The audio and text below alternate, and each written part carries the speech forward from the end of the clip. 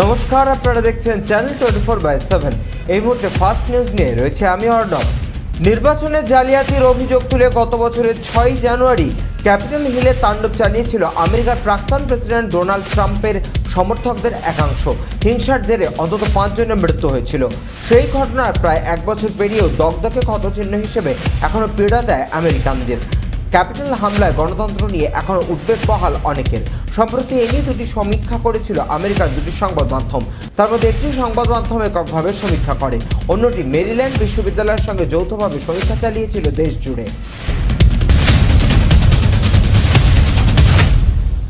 এক সপ্তাহ আগেও দৈনিক সংক্রমণ ছিল গড়ে 2.5 লক্ষের মতো। 7 দিনে পরিস্থিতি আরও ভয়ানক। আমেরিকার গড় দৈনিক সংক্রমণ 4 লক্ষ ছাড়িয়েছে। ফলে হাসপাতাল উঠতে যাচ্ছে রোগীতে, শয্যা অমিল বহু জায়গায়। এর মধ্যে সরকারের নতুন নিয়ম 5 দিন কোয়ারেন্টাইন থাকলেই যথেষ্ট। বিচ্ছিন্ন বার্ষের শেষে করোনা পরীক্ষা করারও দরকার নেই। ইউরোপে ওমিক্রন মূল সংক্রামক স্ট্রেন হয়ে উঠেছে, কিন্তু আমেরিকায় ডেল্টা ও ওমিক্রন দুই স্ট্রেনেই সংক্রমণ বাড়ছে, যাকে বলা হচ্ছে ডেলমিক্রন। এর অর্থ কোনো এলাকায় একই সঙ্গে ডেল্টা ও ওমিক্রনের সংক্রমণ বৃদ্ধি।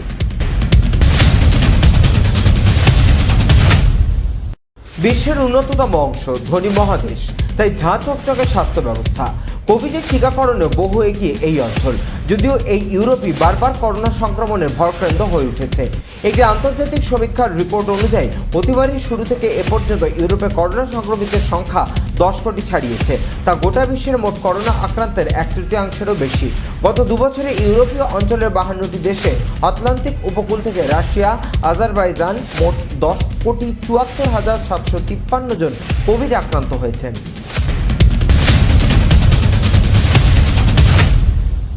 বৃষ্টিপাত তো স্বাভাবিক ঘটনা, কিন্তু আপনি যদি দেখেন বৃষ্টির ফোঁটার সঙ্গে আকাশ থেকে পড়ছে শয়ে শয়ে মাছ।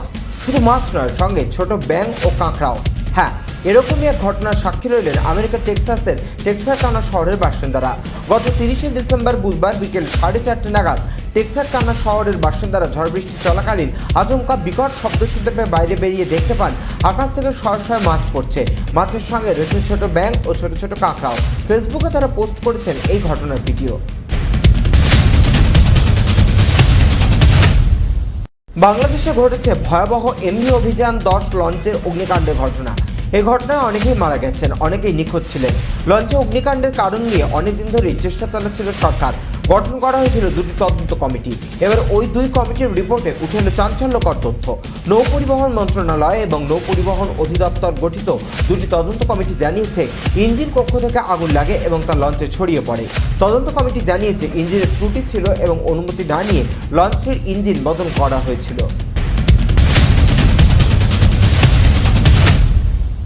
আফগান সংবাদ মাধ্যম খামা প্রেস সূত্রের খবর, সোমবার উজবেক সৈনিকদের সঙ্গে লড়াইয়ে জড়ায় তালিবান রক্ষীরা।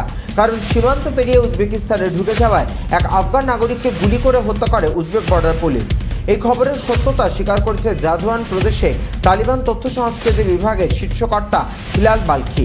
এদিকে অনুপ্রবেশ করার অভিযোগে এক আফগান নাগরিককে জীবন্ত সমাধি দেয় উজবেক বাহিনী বলে খবর। কয়েকদিন আগেই আফগান পাক সীমান্তে পাকিস্তানি ফৌজকে কাঁটাতারে বেড়া বসাতে বাধা দেয় তালিবান। চলতি 2021-22 অর্থ বছরে ব্যক্তি শ্রেণীর মাত্র 37% কর শনাক্তকরণ নম্বরধারী বার্ষিক আয়কর বিবরণী বা রিটার্ন জমা দিয়েছেন। অথচ করযোগ্য আয় নেই এমন জমি ক্রেতা ও ক্রেডিট কার্ড ব্যবহারকারী ছাড়া বাকি সব টিআইএনধারীর রিটার্ন জমা বাধ্যতামূলক। সেই হিসেবে মোটা দাগে প্রায় 40 লাখ টিআইএনধারী রিটার্ন দেননি। গত রোববার এবছরের রিটার্ন জমার সময়সীমা শেষ হয়েছে। জাতীয় রাজস্ব বোর্ডের এনবিআর প্রাথমিক হিসাবে 2রা জানুয়ারি পর্যন্ত সব মিলিয়ে 22,99,625 জন করদাতা তাদের বার্ষিক আয় ব্যয়ের রিটার্ন জমা দিয়েছেন।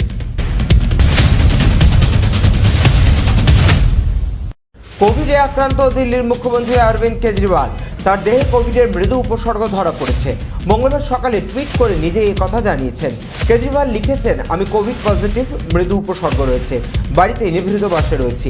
যারা আমার সংস্পর্শে এসেছিলেন তাদের কাছে অনুরোধ, কোভিড পরীক্ষা করিয়ে নিন, নিভৃত বাসে থাকুন। দিল্লিতে কোভিড সংক্রমণ লাফিয়ে বাড়ছে, পাল্লা দিয়ে বাড়ছে ওমিক্রন আক্রান্তের সংখ্যাও। সংক্রমণের পরিস্থিতি দেখে রবিবারই কেজরিওয়াল দিল্লিবাসীকে উদ্বিগ্ন হতে বারণ করেছেন। গালওয়ান উপত্যকায় চীন ভারতের জমি দখল করে বসে থাকলেও এদেশে জ্বর, সর্দি, কাশি থেকে ক্যান্সারের ওষুধ তৈরির জন্য সেই প্রতিবেশী দেশটি ভরসা। মোদী সরকারের তথ্য বলছে, কোভিডের বছরে চীন থেকে প্রায় 19,400 কোটি টাকার ওষুধ ও ওষুধ তৈরির রাসায়নিক আমদানি করতে হয়েছে। কোভিডের আগের বছরের থেকে তা প্রায় 19% বেশি। কোভিডের প্রথম ঢেউয়ের সময় থেকেই চীনের সেনা লাদাখ থেকে গালওয়ান উপত্যকায় ভারতের জমিতে ঢুকে পড়েছিল। এখনও অনেক এলাকায় চীনের সেনা ভারতীয় জওয়ানদের সীমান্তে টহলদারির পথে বাধা দিচ্ছে। সম্প্রতি রাজস্থান থেকে হিন্দু ধর্ম ও হিন্দুত্বের ফারাক বুঝিয়ে দিলেন কংগ্রেস নেতা রাহুল গান্ধী। সোমবার সেই ইস্যুকে হাতিয়ার করে রাহুলকে আক্রমণ করলেন উত্তরপ্রদেশের মুখ্যমন্ত্রী যোগী আদিত্যনাথ। রাহুলকে নিশানা করে যোগী বলেন, মন্দিরে কিভাবে বসতে হয় রাহুল গান্ধী সেটাই জানেন না। তিনি হিন্দু ধর্ম ও হিন্দুত্ব ধর্ম সম্পর্কে কিছুই বোঝেন না। সোমবার রাহুল গান্ধীর আগের লোকসভা কেন্দ্র অমেঠিতে একটি রাজনৈতিক সভায় উপস্থিত ছিলেন উত্তরপ্রদেশের মুখ্যমন্ত্রী। ঊর্ধ্বমুখী করোনা গ্রাফ। এই পরিস্থিতিতে রাজ্যের উচিত ছিল এক দফায় পুরসভা নির্বাচন করানো। মঙ্গলবার খড়গপুরে চায় পে চর্চায় যোগ দিয়ে সাংবাদিকদের কাছে এমন মন্তব্য করলেন বিজেপির সর্বভারতীয় সহসভাপতি দিলীপ ঘোষ। তিনি বলেন, মানুষের জীবনের মূল্য যদি দিতে হয় তাহলে সরকারকে ভেবেচিন্তে কড়াকড়িভাবে সবকিছু নিয়ন্ত্রণ করতে হবে। যখন বিধানসভা চলছিল তখন কিন্তু এখানে করোনা বাড়েনি।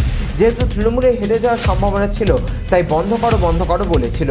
তখন করোনা বাড়ছিল মহারাষ্ট্র, দিল্লিতে, সেখানে তো নির্বাচন ছিল না। সোমবারই বিজেপির সমস্ত গ্রুপ ছেড়ে বেরিয়ে এসেছেন বনগাঁর বিজেপি সাংসদ তথা কেন্দ্রীয় প্রতিমন্ত্রী শান্তনু ঠাকুর। মঙ্গলবার বিকেল 5টায় দলের আরও 5 বিদ্রোহী বিজেপি বিধায়ককে নিয়ে রুদ্ধদ্বার বৈঠক করার কথা তাঁর। সেই বৈঠকে কি তাঁরা চূড়ান্ত সিদ্ধান্ত নেবেন সেরকম ইঙ্গিত মিলেছে বিজেপি সূত্রে। সোমবার বিজেপির গ্রুপ ছাড়ার পর শান্তনু ঠাকুর বলেন, বঙ্গ বিজেপির বর্তমান নেতৃত্বের শান্তনু ঠাকুর বা মতুয়া সমাজের ভোট নিষ্প্রয়োজন, তাই আমারও ওইসব গ্রুপে থাকার দরকার নেই, সময় মতো সব জবাব দেব। সপরিবার করোনায় আক্রান্ত হলেন প্রাক্তন কেন্দ্রীয় মন্ত্রী বাবুল সুপ্রিয়। আক্রান্ত হয়েছেন তার কর্মচারীরাও। মঙ্গলবার টুইট করে নিজেই একথা জানিয়েছেন বাবুল। কোভিডে আক্রান্ত বাবুলের বাবা সুনীল চন্দ্র বড়াল ও স্ত্রী রচনা। বাবুল তৃতীয়বার আক্রান্ত হলেও তার বাবা এবং স্ত্রী এই নিয়ে দ্বিতীয়বার করোনায় আক্রান্ত হলেন।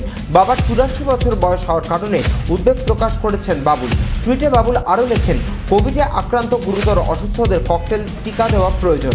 বাবার 84 বছর বয়স, তার জন্য এই ককটেল টিকা কিনতে হবে। ক্রমশ লম্বা হচ্ছে কোভিড পজিটিভ তারকাদের তালিকা। এবার সেই তালিকায় যুক্ত হলো অভিনেতা জন আব্রাহামের নাম। সদ্যই করোনা আক্রান্ত হয়েছেন জন। এমনকি তার স্ত্রী প্রিয়া রুঞ্চালো কোভিডে কাবু হয়েছেন। এক সর্বভারতীয় সংবাদ মাধ্যমকে এই দুঃসংবাদ নিজেই জানিয়েছেন জন। তার শরীরে রয়েছে মৃদু উপসর্গ। চিকিৎসকের পরামর্শ মেনে বাড়িতে নিভৃতবাসে রয়েছেন অভিনেতা। সংবাদ মাধ্যমকে জন আরও জানিয়েছেন, কোভিড টিকা 2টি ডোজে নিয়েছিলেন তিনি এবং তার স্ত্রী।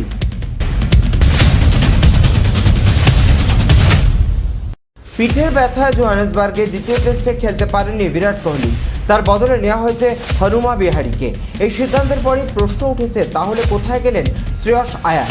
নিউজিল্যান্ডের বিরুদ্ধে অত ভালো খেলার পরেও কেন সুযোগ পেলেন না তিনি? সব প্রশ্নের উত্তর দিয়েছে ভারতীয় ক্রিকেট বোর্ড। বিসিসিআই এর তরফে একটি বিবৃতিতে বলা হয়েছে, পেটের সমস্যার কারণে ভারতীয় ব্যাটার শ্রেয়স আয়ারও দ্বিতীয় টেস্ট থেকে ছিটকে গিয়েছেন। বোর্ডের এই বিবৃতি থেকে স্পষ্ট যে শারীরিক সমস্যার কারণেই খেলতে পারছেন না শ্রেয়স।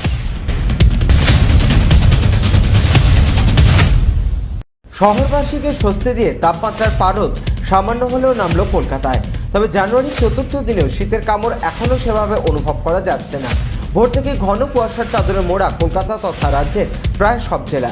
মঙ্গলবার রাজ্য জুড়ে তাপমাত্রা কমেছে, তবে বুধবার থেকে রাজ্যে শীতের দাপট কমতে পারে বলে জানিয়েছে আলিপুর আবহাওয়া দপ্তর। ভিলেন সেই পশ্চিমী ঝঞ্ঝা।